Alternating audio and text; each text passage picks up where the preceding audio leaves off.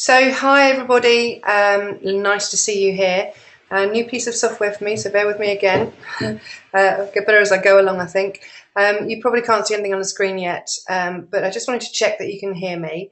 So if you could just type me a little yes, I can hear you, that would be fantastic. In your questions box, I believe.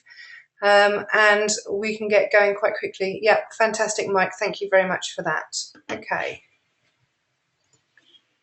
So we've got an hour today. 1 second, and I'm going to try and get my screen up. Hopefully you should all be able to see that now. Let me just go through the area which I'm going to be covering with you. Okay, so it's about client processes today. And what we're going to really look at doing is tightening up your current processes that you've got, which I'm sure are already very good. We're really going to get to grips with them. And the first thing I'm going to ask you to do is an exercise in your own time, which we can't do here today, but one that we did cover on the retreat, which I think was very clear that if you have a look at the processes that we have to do, let me go back a slide. Humankind is quite possibly the most unreliable product in the world, but if we have good processes, then we really should be working on the risks involved and bringing those down to a minimum. Once we have brought those risks down to a minimum, our clients should really start buying into what we've got and hopefully pay us a little bit more for it than some of the other agencies. So we'll have a look at that one first. The next thing I'd like to do is go into A, B and C grade jobs and how you're defining those and really what we need to do to be able to up those C jobs to B jobs and B jobs to A jobs. The next thing I'm going to have a look at today is the 3 phases of client management. This is basically 3 very easy steps to take you from where you are now to where you ultimately want to be, which hopefully is going to be taking your fees up higher, really tightening up your processes, and even to the point of getting retained work. We're going to delve into the launch meeting a little bit more. This will be a nice recap for you guys that have already are already doing launch meetings, and a really good understanding for you guys that aren't. I'll show you how to move through the phases, so it's a very comfortable transition up to the point where you want to be billing sort of 25 to 30% out there. An action plan to put it together, and then I'll open up the Q&A session at the end. It might be a type your questions kind of Q&A, but what I will try and do, I don't know how to do it yet, but I'll work it out as I go along, is if you have got a question, pop your hand up. You can do it throughout the presentation if you want, that's no problem. And I'll have a go at unmuting you. Okay, so as I said, the first one is a exercise that we did on the retreat, and it was a great exercise to do. So if you haven't actually done this, it's worthwhile getting yourself a load of Post-it notes, a nice blank wall, and looking at the risks involved in recruiting for a client. So the first thing I'd ask you to do is write down each and every single process you go through the moment you take on a vacancy. So when the client comes to you and says, yes, you can work on it, to 6 months of the candidate being placed. And do this as honestly as you can. Don't try and make it something that it isn't right now. If you do something, then write it down. And if you don't do something, then don't write it down. You need to be really honest with yourself. The next thing that I'm going to ask you to do is identify the risk in each of the processes by literally marking the Post-it with a large red dot. When you get to the end, the processes, you'll probably find there's about 20, 30 processes that you go through. And that you will find by the end of it that the majority of them are actually do have a large red dot on it, unfortunately. But it does mean that you're aware now of where the risks are. And what I'd like you to do is have a think about and come up with a way of preventing, or at the very least reducing, the likelihood of that risk occurring. It's going to be different for everybody, so I'm going to ask you to be quite creative with that. I'm hoping that what you find at the end of it is what you can do is when you first start, you're going to have loads and loads of processes, but if you're able to prevent the risk happening, it will probably happen right at the very beginning. And that's where a launch meeting comes in, to really negate those risk central actions that you do, and actually start putting some serious control measures into place, not just for you, but for your clients as well, to really help them to get the right people on board. So when you have got that, have a think about the benefits of providing these solutions to your clients. And once you've got a lovely list of benefits. You're going to find it very, very easy to sell your launch meeting and to sell your processes as well.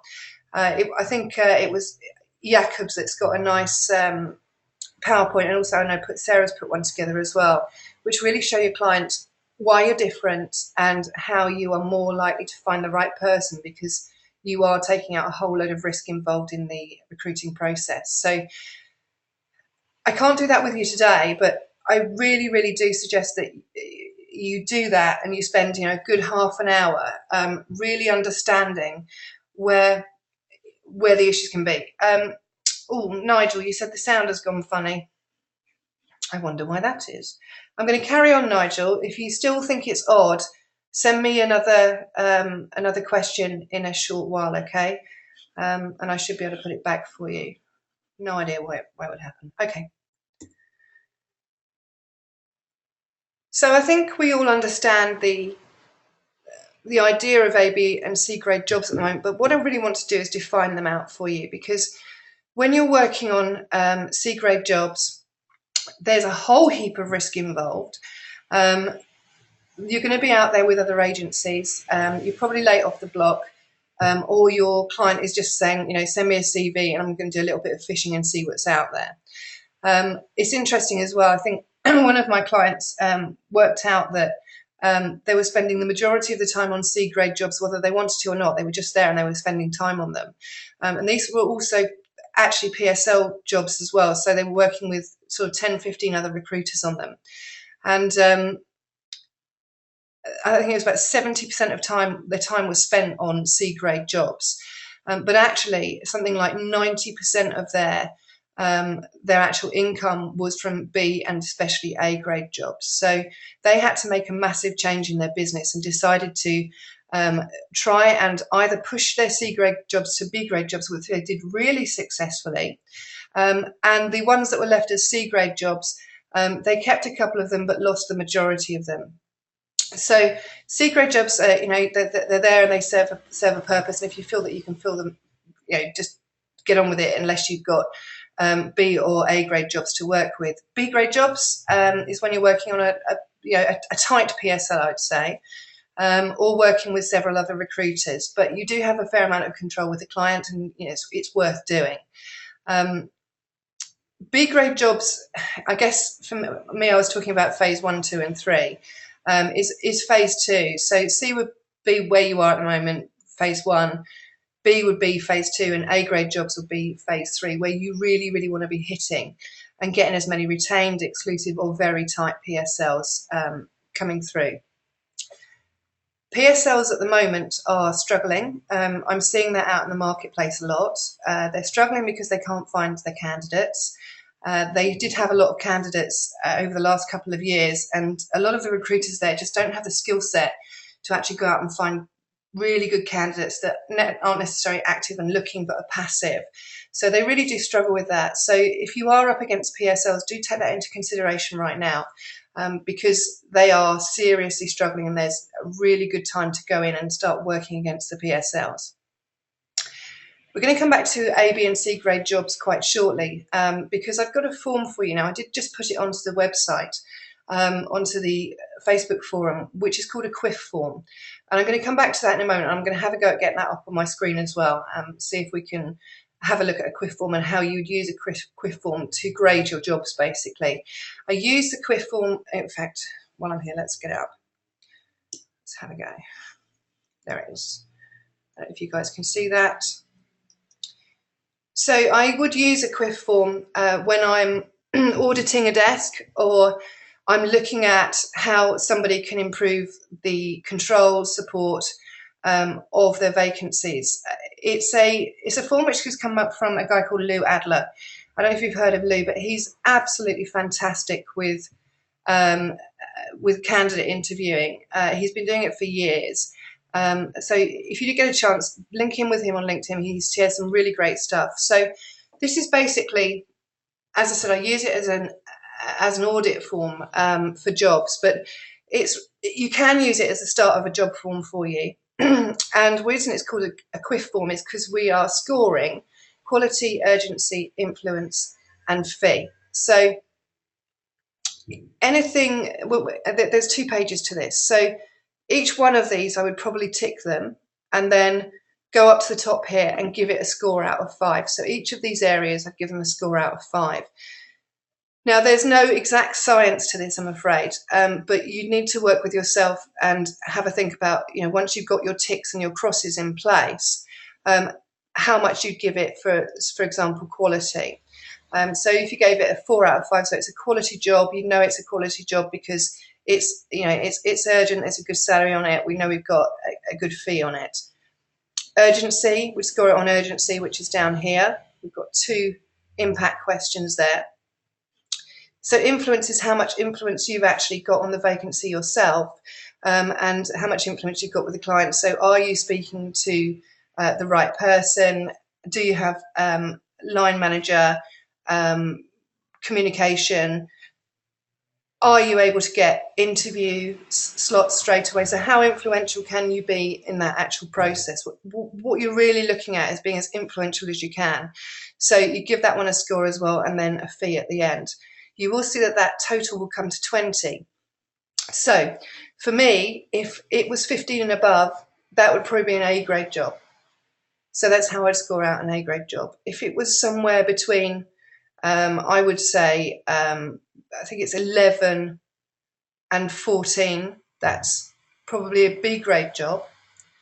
Anything under that, we're looking at a C grade job. Anything under 11, you'd need to consider whether or not you wanted to work it. If you did want to work it, then there'd need to be actions that would need to come out of that particular QIF form. For example, if the salary isn't quite right and they haven't got, they're not paying enough, then I would put an action in there to go back to the client and talk to them about the salary and explain to them why you need to take the salary up, or perhaps change some of the essential and desirable skills here, so that you could get your QIF number up to a workable number. Now, if you have any more questions on that, feel free to put your hand up now. I can see you. But if not, have a look at it, and when you're going through your jobs, if you've got jobs on at the moment, have a go at scoring them through on a QIF score. 15 and above is fantastic. We probably don't need to make any actions, but anything under than that, especially the 11 through to 14 number, will be a number where you want to go through it all, work out what actions need to be taken, and probably end up back in front of the client, or at least having a communication with that client to see if you can change anything that's on there. Okay.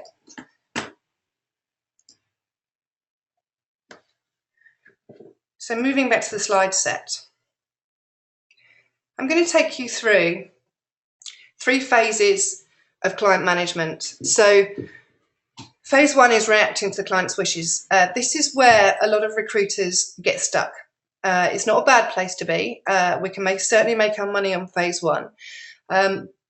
This is where I guess a lot of my new recruiters are for the first couple of years of their recruiting life, and they're aware that they're doing a really decent job. They're happy to take on roles with other agencies involved. They don't take a retainer, so it's all contingency work, which is all fine. But they will find that their fees are reasonably low as well, and their processes are long and lengthy.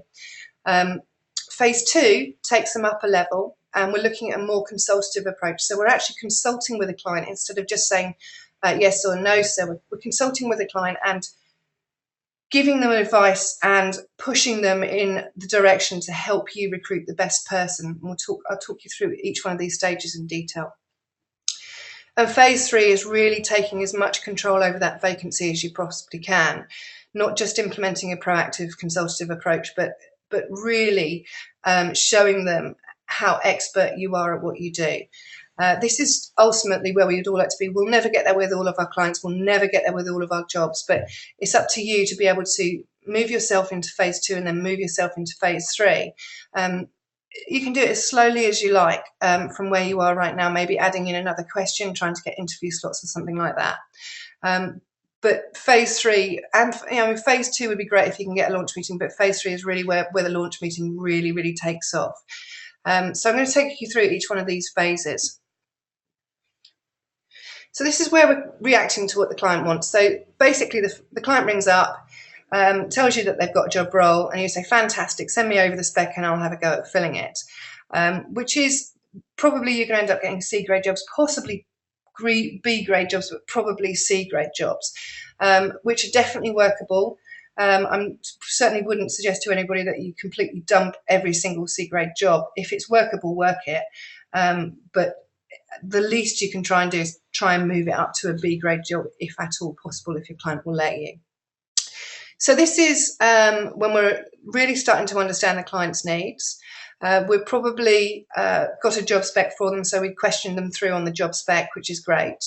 We're going to have a go at matching to the client's needs. We're not necessarily going to consult with the client and give them any advice here. We're just going to say, yep, okay, I'll see what I can find you. Hopefully we're going to supply them with the right staff. Those right staff, I would suggest, at this phase would probably be active candidates that you're getting from job boards or that are applying to adverts. You might do a little bit of headhunting, or have a look through your LinkedIn network. We'd have a look at the client's previous experience with agencies and just get an idea of what it is that they would be looking for from you. And then if it all goes well, hopefully they'll give us another vacancy. So these are really the basics of running a successful desk. They're going to be reflecting your processes, which will be lengthy. If you go back to the exercise I've asked you to do right at the very beginning, then you will see that's a pretty lengthy process that you're going through. In effect, the client is calling the shots, you're responding to them, and the client has a lot of say-so.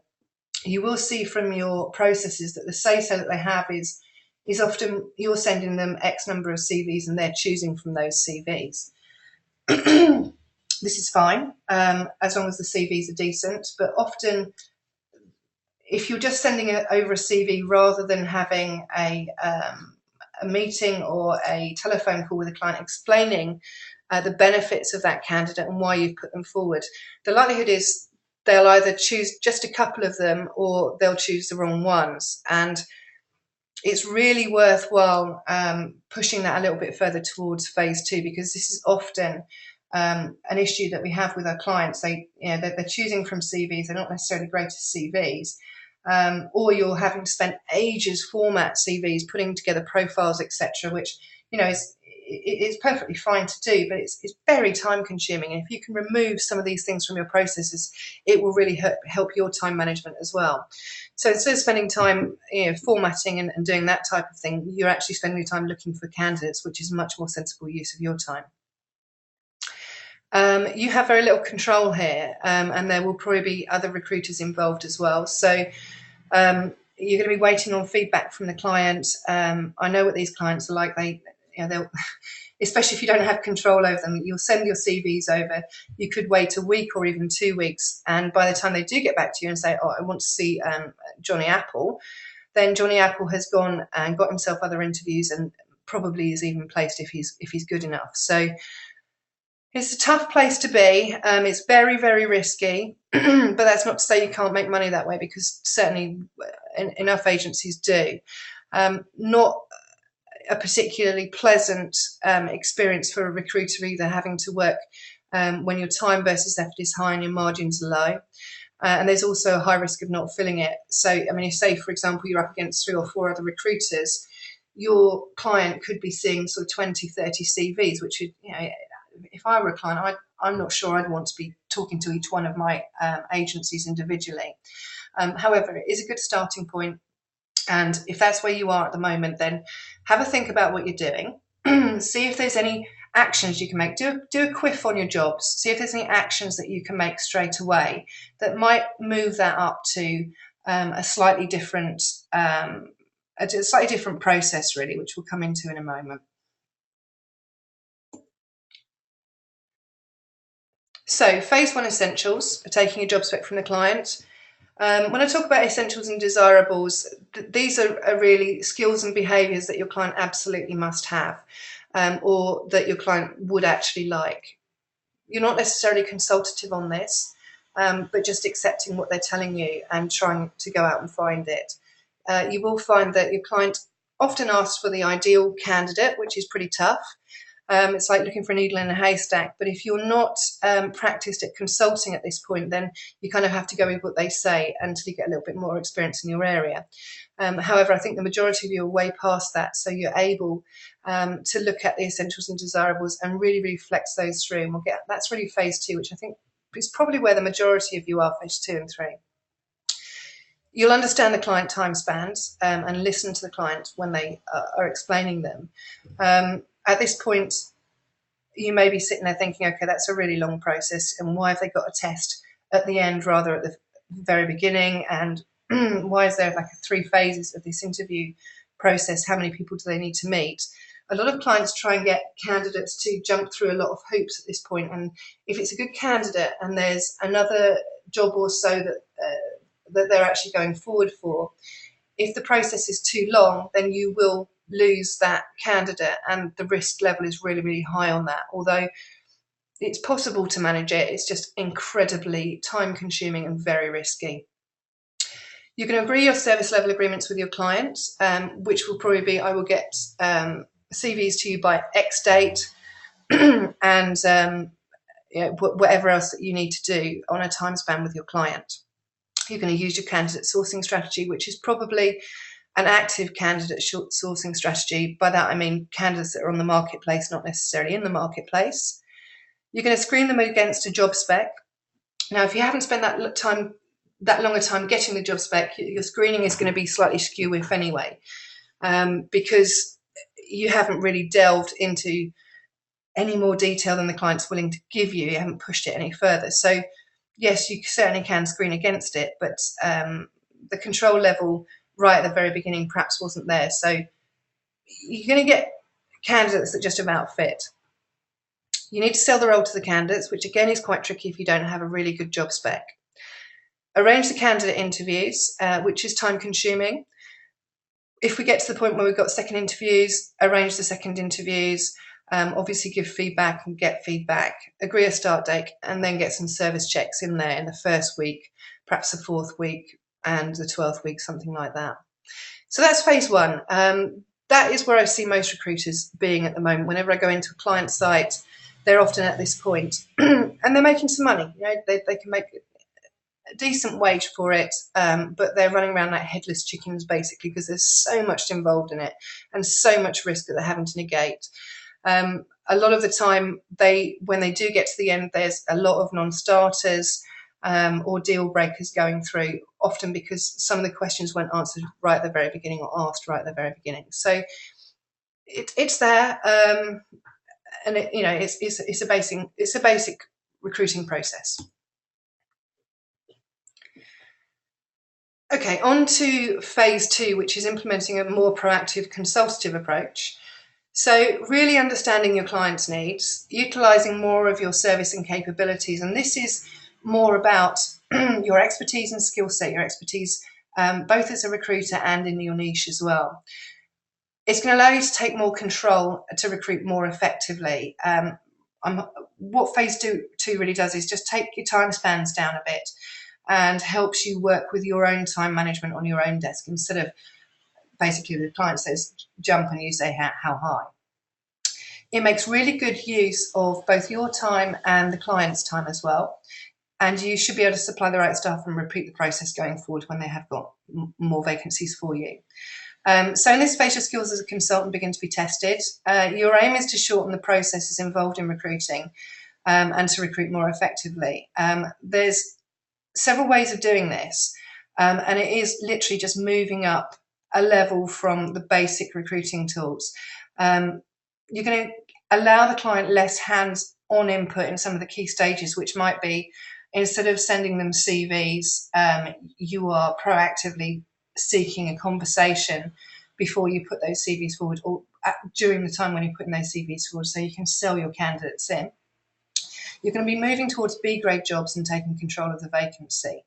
I do realise that this slide set is really wordy, by the way, not too many pictures on it, but I specifically wanted to do it this way so that you've got a really big takeaway with you, and you can use this. I'm going to post this up for you, and you can use this slide set to talk yourself through these processes, as we've only got a certain amount of time today. So the essentials for phase 2 are taking an in-depth job spec, I can't even say it, flexing all the time. I would definitely at this point use your own job spec template and consult on any of the sticking points that are there. I'm going to come out of the slide set now, and I'm going to just go into, one second, put it up here, here it is. Okay, so I have got, and I've put up for you, an ultimate job spec questions. Now these are ultimate for me, or they were ultimate for me and some of my clients. We have got loads of questions on there that I would be asking. There's at least 100 on there. A lot of this stuff can be filled in before you start asking the questions through. So the likelihood is you'll get a job spec through. You could probably start filling this in. But the reason I'm doing it in this way is, number one, so I'm in control of that conversation and I can ask the questions out there. Number two, it is not just about the job. It's not just about the vacancy.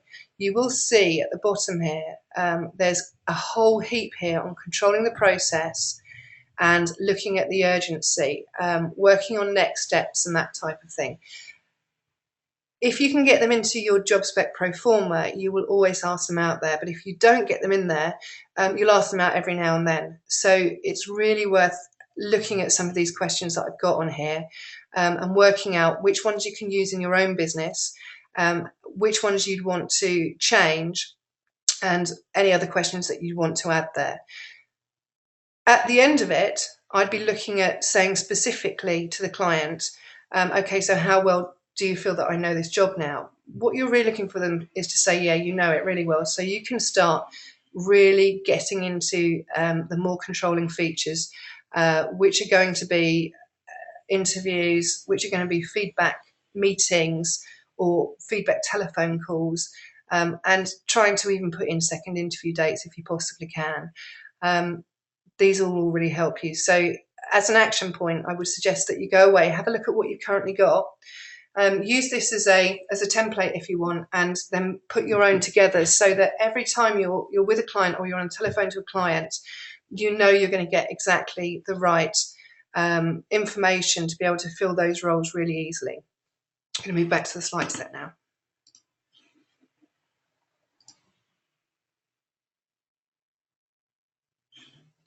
Okay, so when we're talking about consulting on sticking points, I'm really talking about flexing your client's needs. So if they say that something is absolutely essential, look at flexing it through. For example, if they say they're looking for somebody that's got, I don't know, a 2-1 degree from a red brick and they need to have 4 years of experience in that area, try flexing that through. And a nice way of flexing that through is, you say you're looking for somebody with this experience and this education. If I found somebody with the right education and perhaps 3 years experience instead of 4, how interested would you be in seeing them if they've got all of the other things you're looking for? So instead of looking for a needle in a haystack, you start looking for a knitting needle, if you like, or something larger. You need to outline your processes here and influence your client using your features and benefits. Now, if you do that process exercise, you should be left with a number of points that show the client how professional you are, how expert you are, and how you're able to take control of the vacancy, taking a whole load of stuff away from them. You want to be removing any obstacles and timing issues. For example, if you're sending over 5 CVs expecting to get 3 interviews, let's see if we can change that. If we're sending over 5 CVs and getting 5 interviews, we need to let the client know that we would only put people forward if they're the right person for the role, or you believe that there's something that they would want to see. Try and reduce the process length as much as you possibly can and influence the client on that as well. Sometimes the length is too long, and it's worth consulting with them and finding out why they would take 4 weeks to do first, second interviews, maybe testing, that type of thing, and see if you can take any of that away from the client. I had a consultant I was working with last week, and right at the very end of the interview process, they got them to do a test. This was it's a creative IT position, and if they didn't pass the test, they wouldn't offer them the job. And the lovely consultant, she was getting to the end of each process, and then they get to the end and they wouldn't be offered the position because they failed the test. So I suggested to her they put the test at the very beginning and use it as a screening process, which she's put into place apparently this week. And sometimes the clients just don't see that type of thing. And for us, it seems really obvious, but for them, not as much so. So it's really worth having a look at their processes and seeing if you can consult in it anyway and bring that some of the timing issues down. Screening of CVs, candidates, or reducing the process length. For example, if they're doing 3 interviews, can they do any of the interviews on telephone initially to screen them out? And can we get the interview times and dates into place, nailed down right at the very beginning when we're actually taking the job spec? We want to reinforce some SLAs to improve the process through. And by that, I mean suggesting to the client that they have service level agreements as well. So, for example, if you wanted to go back to the client and sell them the CVs rather than send the CVs over, you need to get that nailed down at the very beginning and see if we can get a date to do that. You're going to go and source your candidates. At this point, hopefully we should be in a lot less of a rat race. We're hoping to get to B grade jobs where there's very little competition involved. So we really should be able to spend some more time sourcing the right candidates and going and doing a headhunt process or going to our network and finding the right people instead of, I guess, the right people that are in the marketplace rather than the right people that are just on the marketplace. Conduct a candidate presentation call, which again is like a sales call. Present your CVs. Ensure the client interviews the people that you think are suitable, and I wouldn't put anybody forward if I didn't think they were suitable, so I'd be looking at them, really interviewing my very best ones, if not all of them. I'd probably put only the very best ones together. See if you can get candidate interviews nailed right at the very beginning, and obviously agree the start date, check the candidate into the role, continue the agreed contact with the candidate and client and repeat as needed. So that's basically the essentials for phase 2, which nicely brings us into phase 3, which is taking more control. Again, really wordy, apologies, but you're going to appreciate it when you've got it hanging on your wall. So phase 3 is ultimately where we want to get to. I can tell you right now, it took me about 4 to 5 years to reach phase 3. Obviously, I didn't know there were 3 different phases of recruitment, but I've just put it this way for ease for you. It took me quite a while to get here. I made so many mistakes along the way. My processes were all over the place. My time management was seriously up the wall until I sat down and really worked on my processes, which is exactly the exercise I've got you doing right at the very beginning. So for me, visiting the client, if you're geographically able, is absolutely key. So you conduct that full launch meeting. I would suggest that you use a really in-depth job spec of your own making, the ones that we talked about, put that together and use that. You want to get a full understanding of the organisation's recruitment needs. So not just now, but midterm, next 6 months, next year, etc. So you can really start diarising those feedback calls and those service calls to that client. Agree a complete solution allowing you control of the process. So instead of saying to the client, is this okay? I would at this point say, okay, this is the best way of doing it, and this is what I'm going to need from you. And showing them that you're so in control, you're very trustworthy, and you're able to control that vacancy, so they don't need to worry about it. This is very much a retained way of working. So if you are hitting phase 3, you should be considering putting some sort of retainer on that. Mostly because what you're going to be doing here is really nailing the process for them, so they're going to get the right person. These are A-grade jobs that you want to be working here. It will help you manage your time so effectively, I can't tell you, and the clients as well, because you won't be going back and forth trying to get hold of the client, emails here, emails there. You're going to get everything nailed right at the very beginning.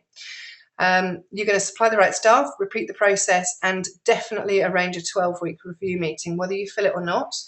You want to get back in front of that client within 12 weeks to go through how well the vacancy went.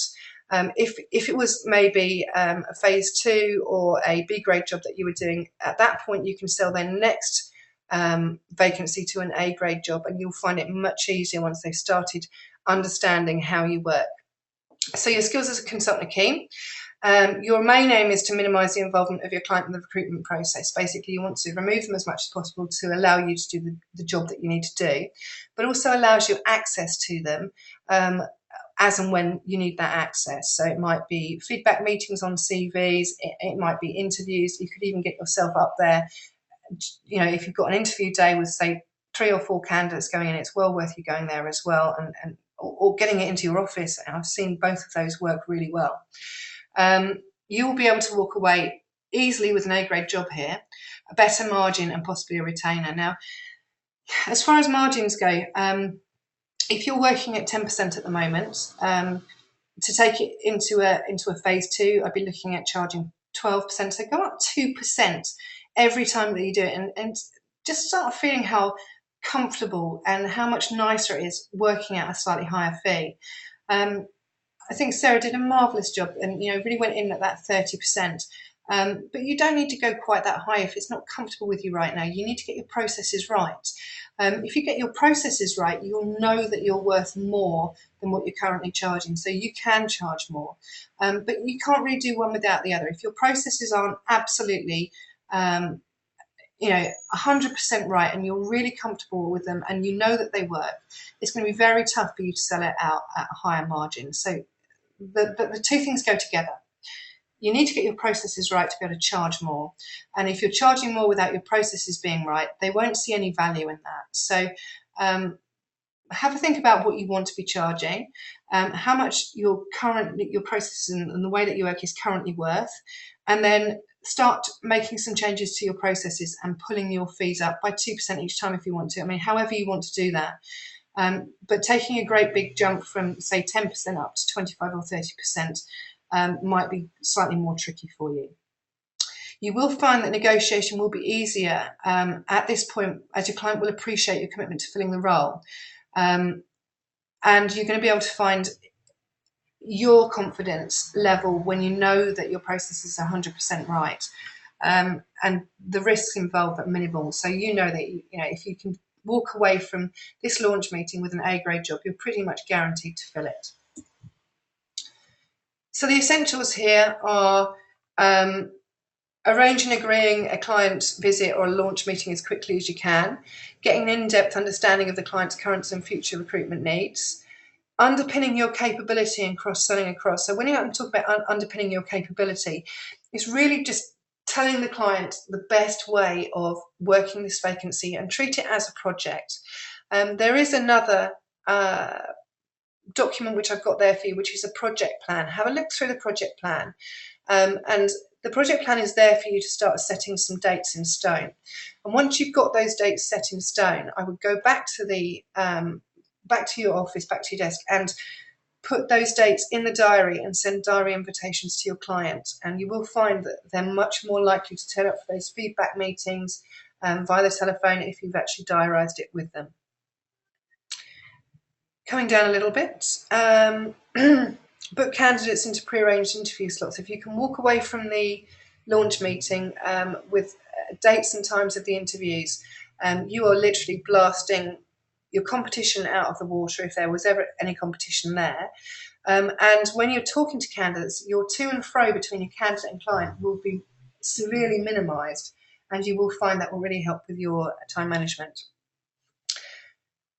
Again, coming down, arranging a service review visit about the 12-week mark. I'd probably want to do that earlier at this point. I like to go and meet the client and the candidate about week 4, check how everything's doing, and see if I can upsell them and get another role. So let's just get a general understanding then of what a launch meeting is, just for you guys that didn't get that set of training when we first did it. So it's taking a full vacancy details and flexing the requirements. And it's interesting, actually my number's gone a bit wrong here. So we've got 1, 2, 3, 4, 5, 6, 7, 8, 9. We've got 10 things that go into launch meeting, and actually only one of them is taking a full vacancy details and flexing the requirements. So literally 1/10 of that meeting is a job spec. And this is why this launch meeting is so valuable to you, because you've got so many other things that you can sell here, and we really need to use it as a selling vehicle. You're going to be able to give the client confidence in your ability to fill the role because you've taken such an in-depth job spec, and ask them the question at the end, how well do you feel I know this role? Yes, I feel you know it really well. Well then, let me go away and do what I need to do. You're going to be securing commitment and negating risk at every single step. And really showing your clients how good you are at doing that. They will really appreciate the processes that you're going through. You're going to tie down timeframes with them, which is basically getting their diary out, getting any other interviewers' diaries out, and nailing down feedback meetings, CV meetings, however you want to do it. If you're close to the client, it's really worthwhile doing some of those things face to face. Have a think about that. You're going to be knocking out the competition with service and guaranteed interview times, which we've mentioned. You're going to make sure your service level agreements are in place and everybody knows what they're doing and when they need to do it.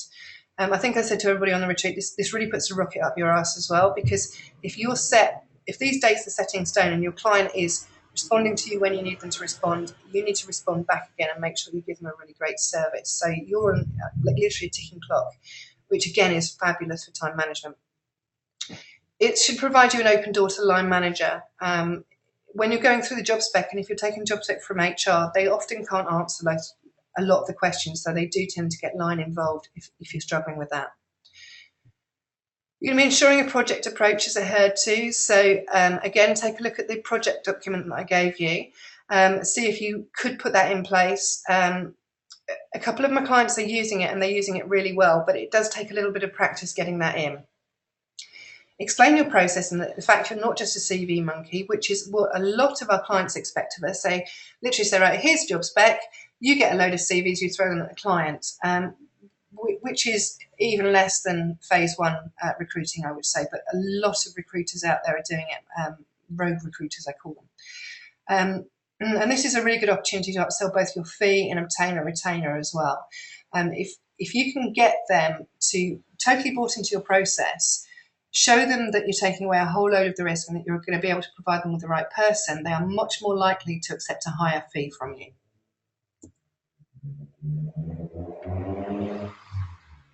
So, just to sum up, the launch meeting really is about securing commitment to increase fillability of a role. I think I've covered most of these, but I will go into them in a little bit more detail. We're looking at completing a project plan and putting together service level agreements for the client. We want interview dates and times. We don't necessarily want to send them CVs that they can take a look at and think, no, that person doesn't look good on paper, I don't think I'll bother interviewing them. You need to sell your candidates in. You can do a profile sheet, of course, but again, remember that that's time consuming, and a much easier way is to get the rapport going when you are actually on the telephone and selling those CVs in. Selling those candidates in. Feedback calls or meetings, line manager interaction, timeline understanding so everybody knows exactly what's happening at what point in that project. Treat each vacancy as a project if you possibly can, because it will really help you and your client to understand whereabouts they are in their processes. If you can get them to sign the project plan, even better. As soon as somebody signs something, they are much more bought into a process.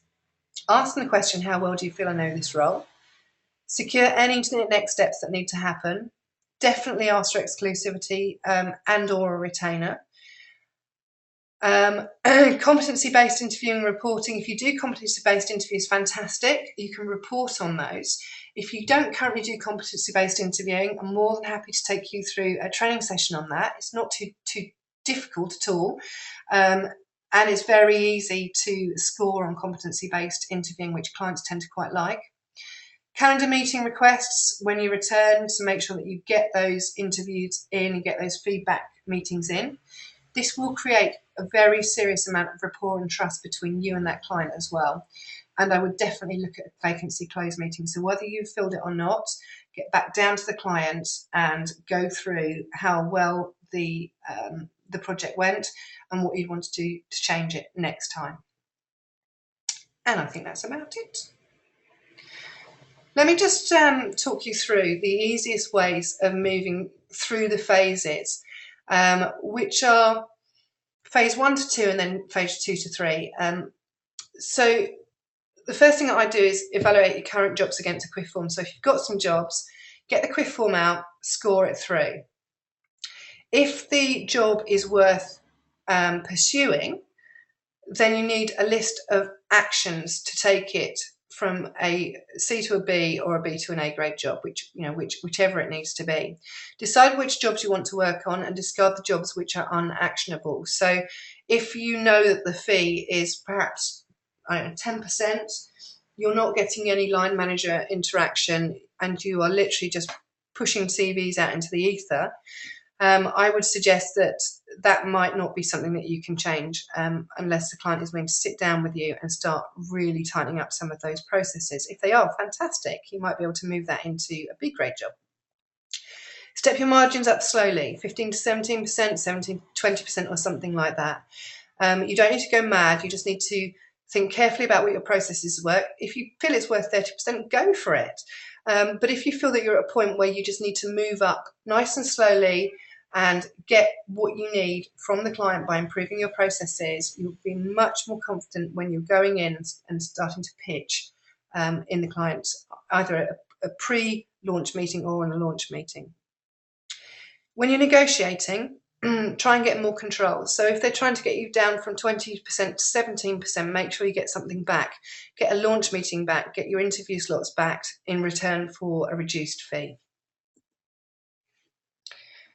Moving through the phases 2 to 3, I would definitely ask for and sell in a launch meeting to the client. They may, at this point, if they're not used to it, they may give you some objections, and I'm more than happy to cover some objections handling techniques with you as we go forward.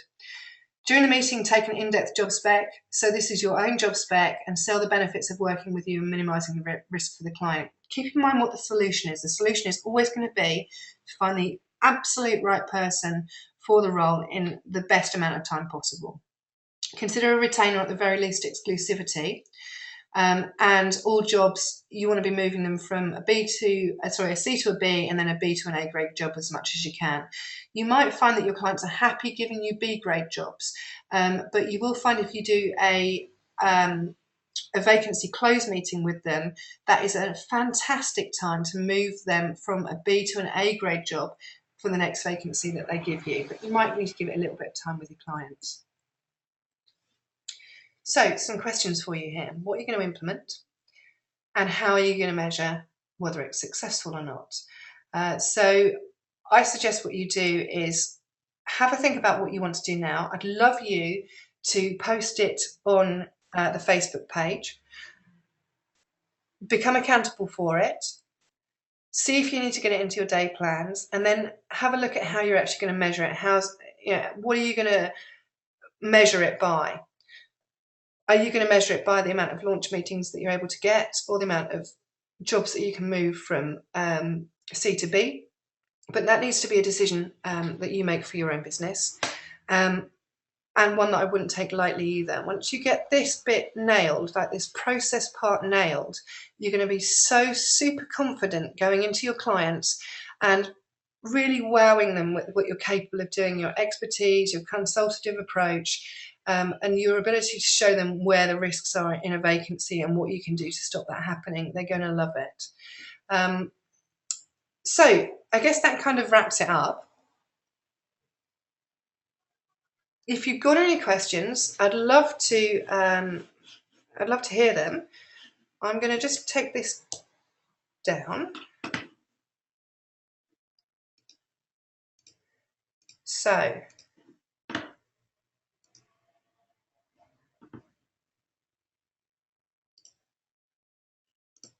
let me just unmute you guys.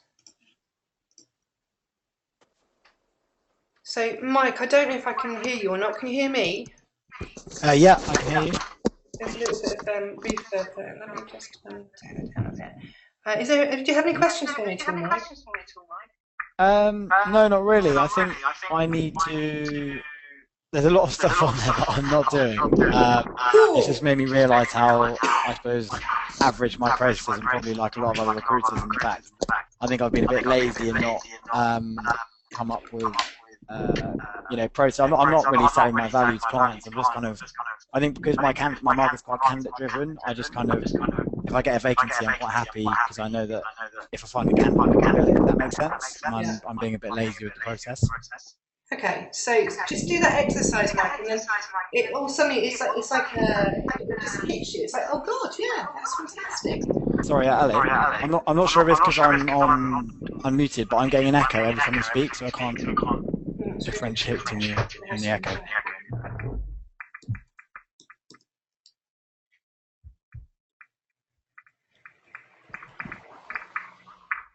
No, I can't do anything about it. I don't know how to. I'm going to put everybody back on mute. And what I'd like you to do. One sec, I'm just going to mute you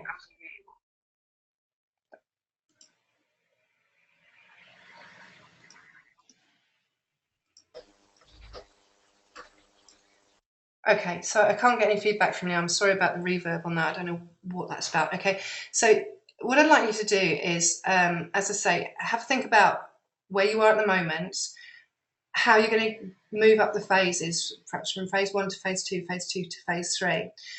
You don't need to put your answers here with me now, but I suggest you just take a little bit of time and have a think about how you're going to differentiate yourself from the other guys that are out there, how good you are at what you do and how you can improve on what you do. And once you've actually nailed that, you will find that you are going to be super confident actually going and selling this new shiny process that you've got. So I'm going to leave that with you now. If you do have any questions for me right now, just you need to type them in, I'm afraid, because of the reverb. But pop them in. I'm here for another, however long you need from me.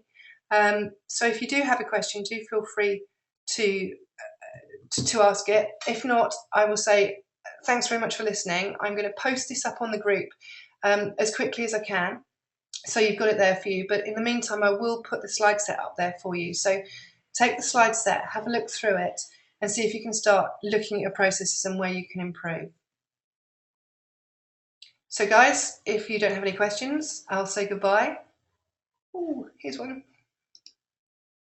So this is from Sarah. So when marketing to a brand new client, how do you go straight into A phase 3 without going through the pain of starting further down the bottom and having to prove yourself first? Do you know what, Sarah? I've always found it's actually much easier to do with new clients.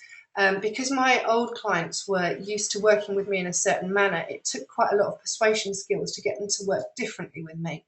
So if you've got a client that is new to you, they don't know your processes, I would immediately secure a meeting with them.